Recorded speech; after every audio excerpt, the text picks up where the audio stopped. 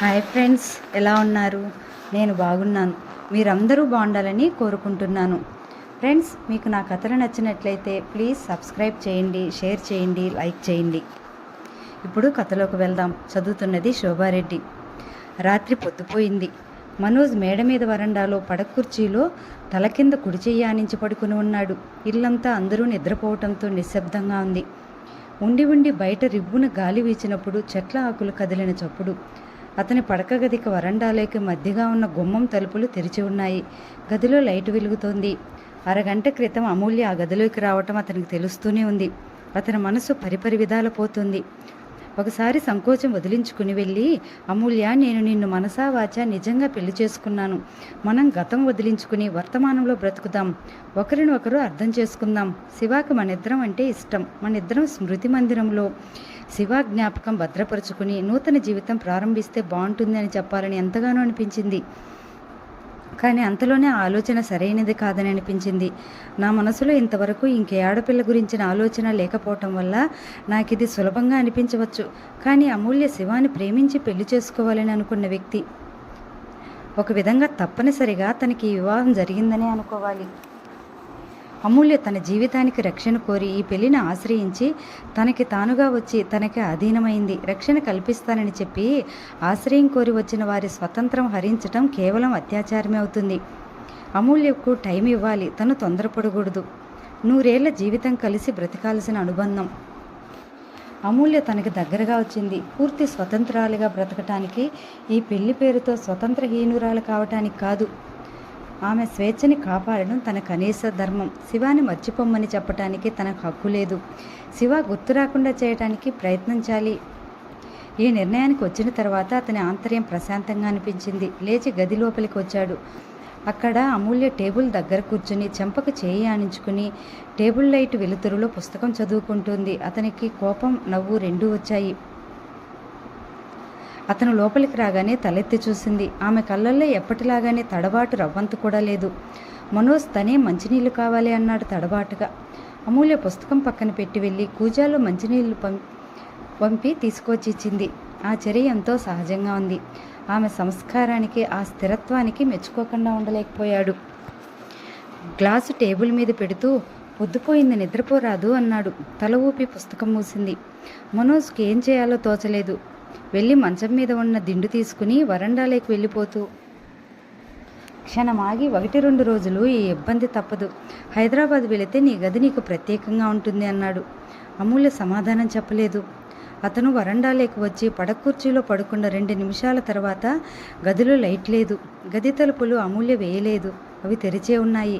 మనోజ్కు సంతోషం కలిగింది. Thank God, తన మీద ఆ మాత్రం గౌరవం, నమ్మకం ఉన్నందుకు అనిపించింది. అమూల్య గదిలో చీకట్లో కళ్ళు కొసల నుంచి వస్తున్న కన్నీటి బిందువులను చేత్తో తుడుచుకుంది. ఆ క్షణంలో ఆమె మనసు ఈ ప్రపంచంలో ఏ స్త్రీ ఎరుగనంత విషాదంగా ఉంది. 2 వారాలు గడిచాయి. ఈ 2 వారాల్లో అతని జీవితం తన జీవితమేనా అన్నంత మార్పు వచ్చేసినట్టుగా అనిపిస్తుంది. రుక్మిణమ్మ గారి పెళ్ళి అయిన మర్నాడే ఇద్దరిని తీసుకుని తిరుపతి వెళ్ళి అక్కడ దేవుడి కళ్యాణం చేయించింది. అమూల్య గడ్డం పునకి, నా బంగారు తల్లి, నీ మూలంగా నా కోరిక ఎలా తీరింది అంది. నాదేం లేదా బామ్మ అని మనోజ్ అంటే, నువ్వు నా మాటల మధ్య రాకురా అంది మందలిస్తూ. తిరుపతి నుంచి 3 సరాసరి హైదరాబాద్ వచ్చేశారు. రుక్మిణమ్మ గారి దగ్గరుండి అమూల్యను పదే పదే అడిగి ఇంట్లోకి కావలసిన సామానంతా తెప్పించింది. అమూల్య ప్రవర్తనలో అభిమానం, నమ్రత, మర్యాద ఆవిడని ఎంతగానో ముగ్ధురాల్ని చేసింది. మాటిమాటికి అమ్మాయి అని పిలుస్తూనే దేనికో దానికి సంప్రదిస్తూనే ఉంటుంది. ఆవిడ ఉన్నన్ని రోజులు ఎవరో ఒకరు బంధువులలో తెలిసిన వాళ్ళు చూడడానికి వస్తూనే ఉన్నారు. మనోజ్కి ఇంట్లో నిశ్శబ్దం అనేది జాడ తెలియకుండా పారిపోయినట్టుగా ఉంది. అతని ఇంటికి వచ్చేసరికి ఎవరో ఒకరు ఉండటం, నవ్వులు, కబుర్లు, పలహారాలు, భోజనాలు. ఇదిగో మను, నువ్వు ఈరోజు ఆఫీసు నుంచి సరాసరి ఇంటికి రా, మమ్మల్ని ఫలానో చోటికి తీసుకువెళ్ళాలి అంటూ పురమాయింపులు కాస్త ఆలస్యం అయితే చాలు ఆవిడ రుసరుసలాడిపోయేది. ఆవిడ ప్రతిదానికి అమూల్య మాట కోసం చూడడం గమనిస్తుంటే అతనికి శివ గుర్తుకు రాసాగాడు. అమూల్య ఆవిడతో అరమరకలు లేకుండా ఉండటం అతను గమనించాడు. రుక్మిణమ్మ గారు రేపు ఊరు వెళ్తారనగా ఈరోజే హెచ్చరికలు ప్రారంభించింది. మనోజ్కు వార్నింగ్ ఇస్తున్నట్టు చెప్పింది. ఇదిగో పని ఉందంటూ పొద్దుపోయిన తర్వాత రావటం లాంటి పిచ్చి వేషాలు వేయకు. ఆఫీస్కి వెళ్ళిన తర్వాత కూడా అమూల్య ఇంట్లో ఒక్కతి ఉంటుంది. ఫోన్ చేసి కనుక్కుంటూ ఉండు. రోజు సాయంత్రం రాగానే ఎక్కడికైనా తీసుకెళ్ళు. ఆవిడ అమూల్య చేయి అందుకుంటూ, ఇదిగో చూడమ్మా, నువ్వేం మొహమాట పడుకో. వీడు నిన్ను ఏదైనా బాధ పెట్టాడా? నాకు ఫోన్ చెయ్యి, లేకపోతే వెంటనే రైలు ఎక్కి చక్కారా, వాడి సంగతి తర్వాత నేను చూస్తానంటూ సలహాలు చెప్పింది. ఆవిడ వెళ్ళేసరికి ఇంటిలో సగం సందడి వెళ్ళిపోయినట్టయింది. రోజు మాణిక్యం మనోజ్ కాఫీ టిఫిన్ ఏర్పాట్లు చూసేవాడు. అమూల్య వచ్చినప్పటి నుంచే ఆ బాధ్యత తనే తీసుకునేట్టు రుక్మిణమ్మ గారు చేసింది. ఇది వింటున్న మనోజ్, బామ్మ నీకు చాదస్తం ఎక్కువైంది అన్నాడు. కానీ అమూల్య ఆవిడ మాటలను అక్షరాలా పాటించడం చూశాడు. ఆ రోజు అతను ఫ్యాక్టరీకి వెళ్ళటానికి సిద్ధమవుతున్నాడు. అమూల్య డైనింగ్ టేబుల్ మీద ప్లేట్లో ఇడ్లీ పెడుతోంది. మనోజ్ కాగితాలు ఇస్తూ వీటి మీద సంతకాలు పెట్టు అన్నాడు. అమూల్య అతని దగ్గర పెన్ తీసుకుని అతని చెప్పిన చోట సంతకాలు చేసేసింది. ఏమిటి అని అడగకుండా, అలా చూడకుండా సంతకాలు పెట్టేయటం మంచి అలవాటు కాదు అన్నాడు.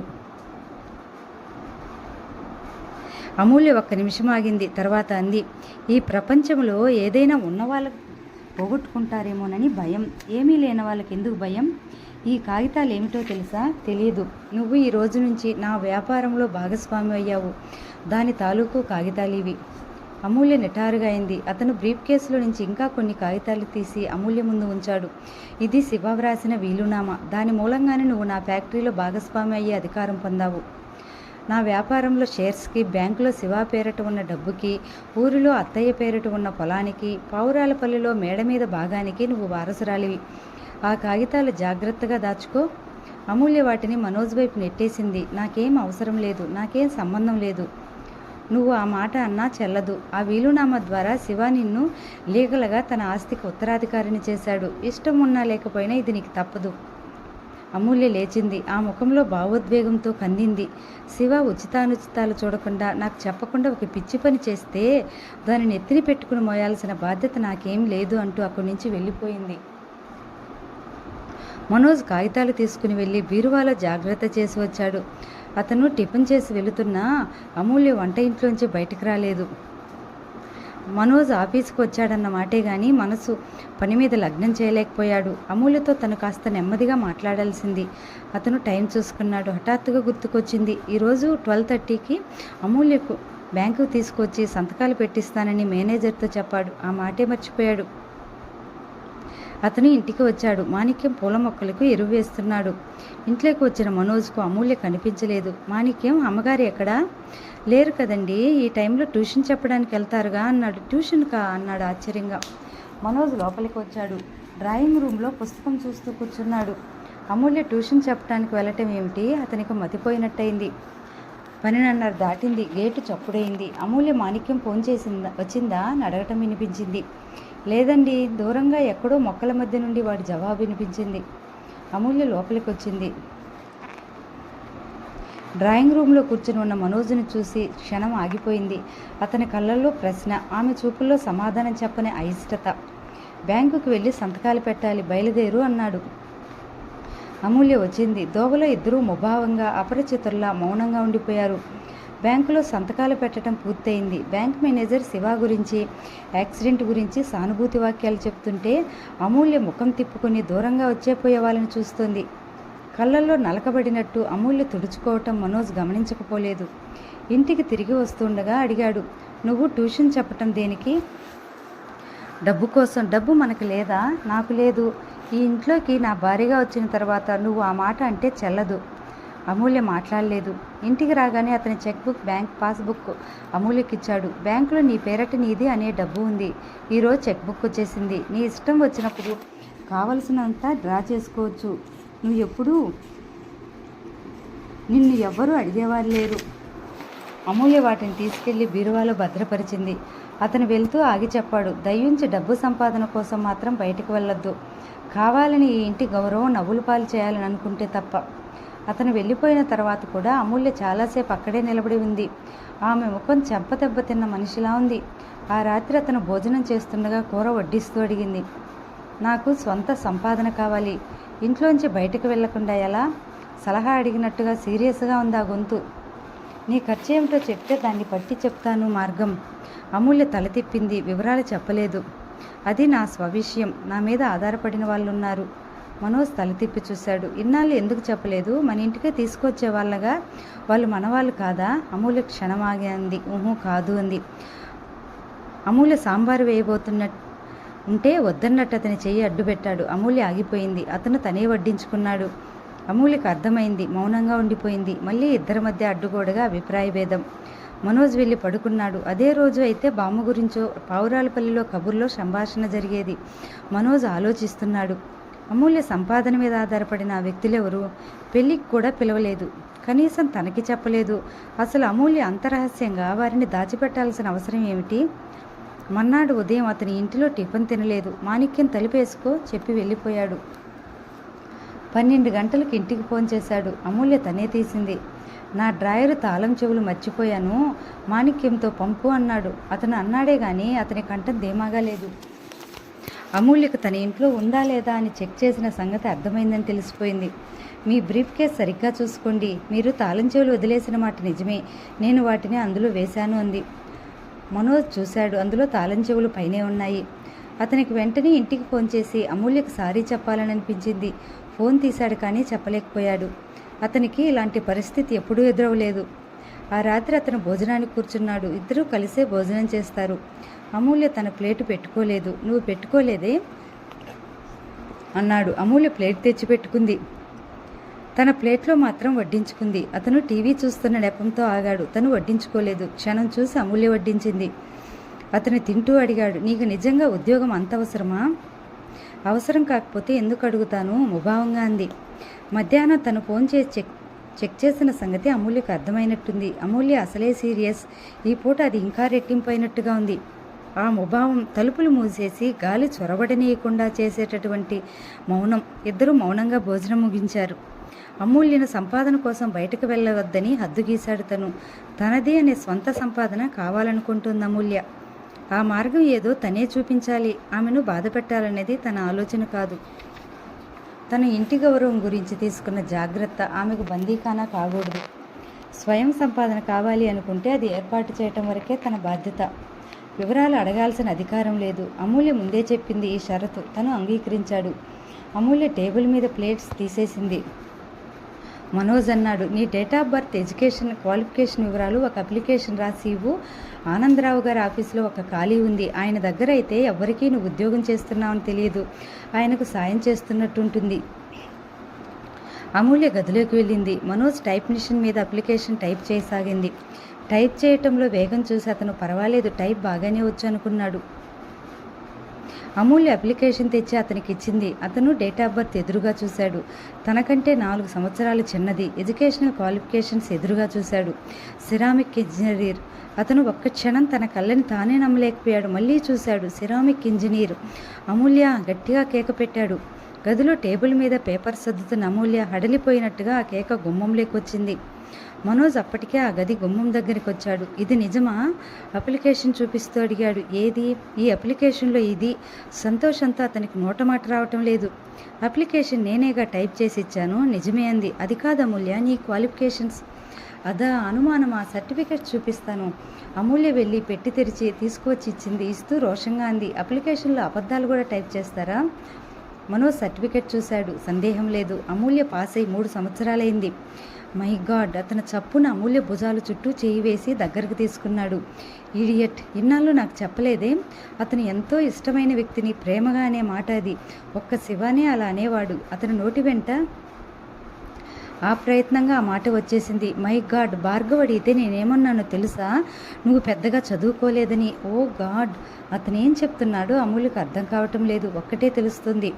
అనుకోకుండా తన చుట్టూ అతని బాహుబంధం, ఆత్మీయత నిండిన అతని మాటలలో ముభావంతో అంధకారం నిండిన ఆమె మనసులోకి ఆనందపు కిరణాలు చొచ్చుకొచ్చేసినాయి. అతను సంతోషంగా ఉన్నాడు. అమూల్యకు అనుకోకుండా ఆ ఆనందంలో సగభాగం తనలోకి వచ్చేసినట్టు అనిపించింది. అతని ఆనందానికి కారణం తెలియకపోయినా అది తనకి హాయి కలిగిస్తున్న విషయమైంది. శివ నాకు ఎప్పుడూ చెప్పలేదు, నువ్వు కూడా చెప్పలేదు.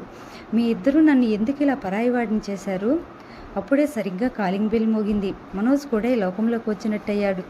అమూల్య మెల్లిగా తన భుజాల చుట్టూ ఉన్న అతని చేతిని విడిపించుకుని వెళ్ళి తలుపు తీసింది. ఎదురుగా మురళి, అంజలి నిలబడి ఉన్నారు. వెంట మధు, జ్యోతి వచ్చారు. రేపు జ్యోతి పుట్టినరోజు, మీ దగ్గర కొద్దిసేపు కూర్చోవచ్చునని అందరినీ పిలిచి ఆఖరిగా ఇక్కడికి వచ్చామన్నారు. రండి కూర్చోండి అంటోంది అమూల్య. మనోజ్ కాగితాలు బీరువాలో పెట్టి తను కూడా వచ్చాడు. 2 వారాల్లో అమూల్య డెక్కన్ సిరామిక్స్ యాజమాన్యంలో ఒక డైరెక్టర్గా మారింది. మిగతా భాగస్వాములందరూ అమూల్య రాకన అత్యంత ఉత్సాహంగా, హర్షాతిరేకంతో ఆమోదించారు.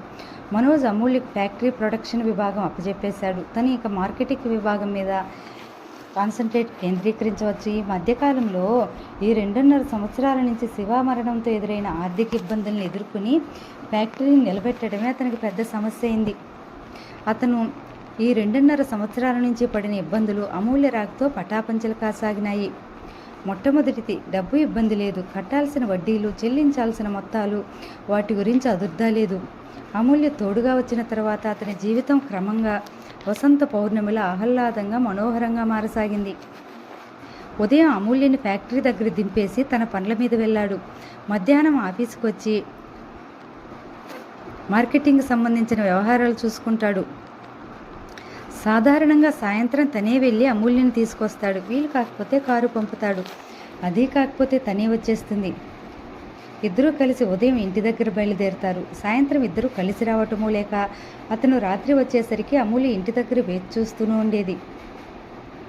ఫ్యాక్టరీ నుంచి తిరిగి వచ్చేటప్పుడు లేక భోజనాలు చేస్తూనో, భోజనాలు అయిన తర్వాతనో ఆ రోజు జరిగిన విషయం బాగోగులు సంప్రదించుకోవటం, చర్చించటం, నిర్ణయాలు తీసుకోవటం జరుగుతుంది.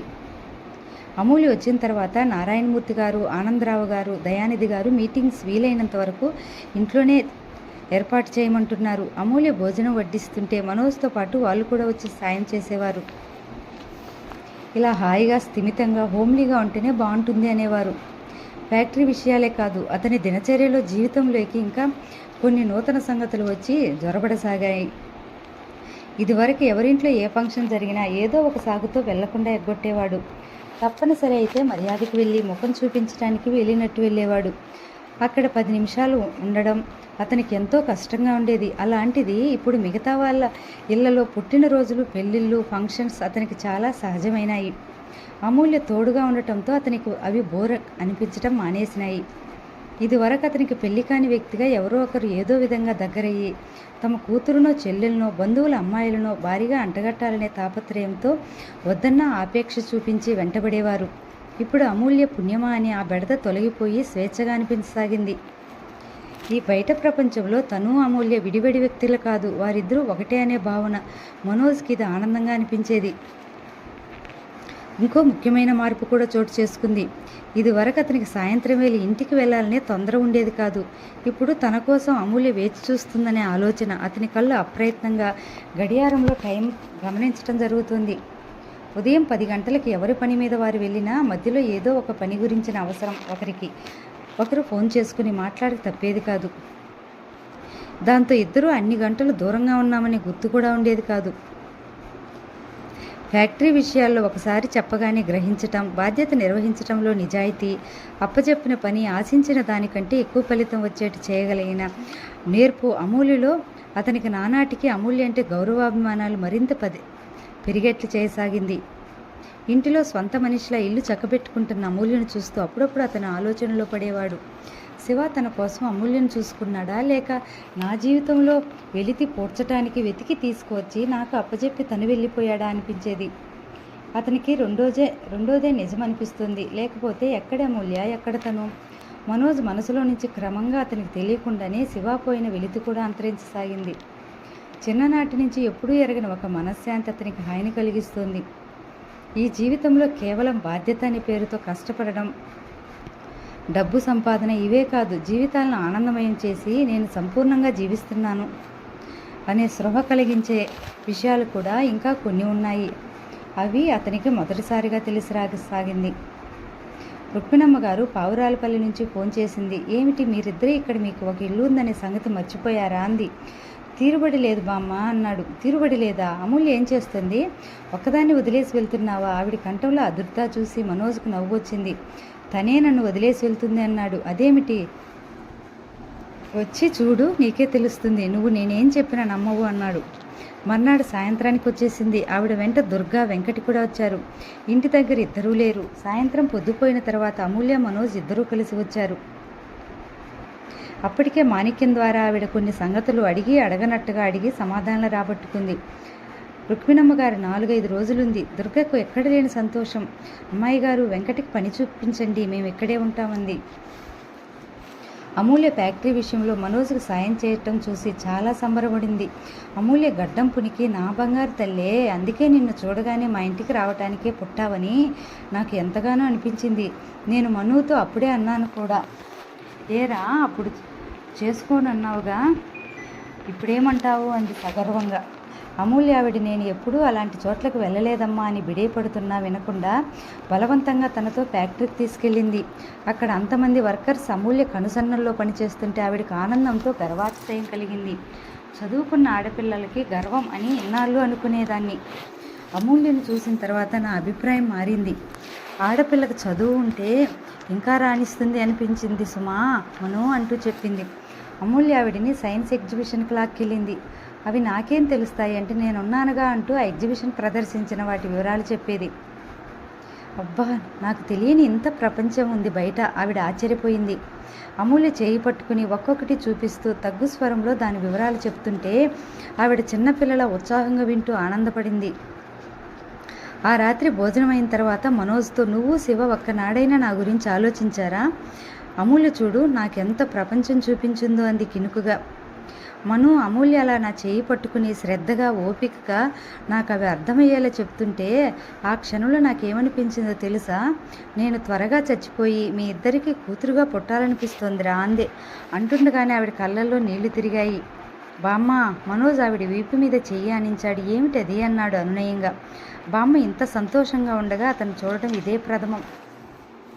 ఏమోరా, నాకు అలా అనిపించింది అంది కళ్ళు తుడుచుకుంటూ.